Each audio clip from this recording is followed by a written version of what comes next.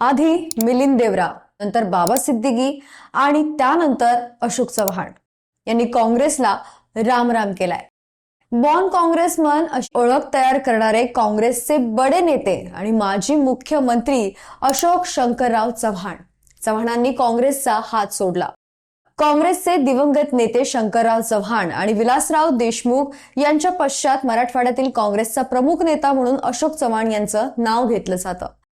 बऱ्याच दिवसापासून अशोक चव्हाण काँग्रेस सोडणार अशा चर्चा होत्या आणि आता हे खरं ठरलंय।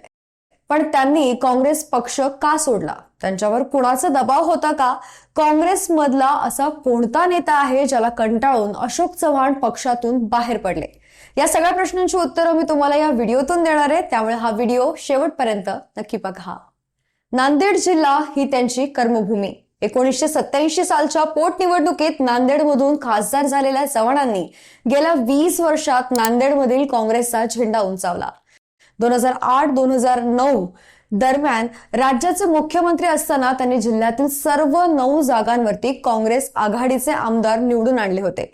2014 मध्ये मोदी लाटेतही अशोक चव्हाण यांनी लोकसभेमध्ये नांदेडमधील काँग्रेसची जागा ही राखली होती।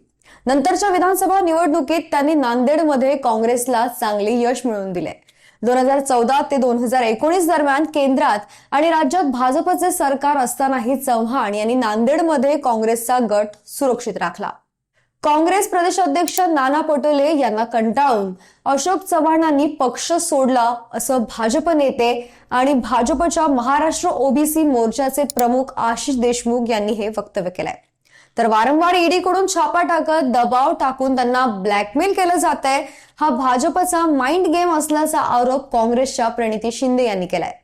तर पक्ष त्याग केल्यानंतर अशोक चव्हाण यांनी काय प्रतिक्रिया दिली आहे तेही पाहूया। मी विधानसभा अध्यक्षांना भेटून काँग्रेस पक्षाच्या विधानसभा सदस्यत्वाचा राजीनामा दिलाय, तर प्रदेश अध्यक्षांना काँग्रेस पक्षाच्या प्राथमिक सदस्यत्वाचा राजीनामा दिलाय। मी काँग्रेसमध्ये असताना नेहमीच प्रामाणिकपणे काम केलं।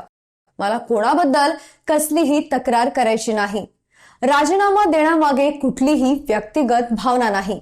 माझी पुढची राजकीय दिशा काय असेल याबद्दल निवेदन निश्चित करेन। काही दिवसातच तुम्हाला सर्व काही सांगेन असं अशोक चव्हाण यांनी म्हटलंय। त्यामुळे येत्या काळात अशोक चव्हाण यांची पुढची राजकीय वाटचाल काय असणार आहे हे पाहावं लागणार आहे।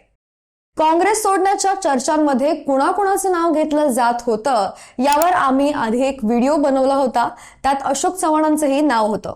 त्यामुळे त्या नावांपैकी एका नावावर तर शिक्कामोर्तब झालाय। आता पुढचा नंबर कोणाचा आहे हेही पाहावं लागणार आहे।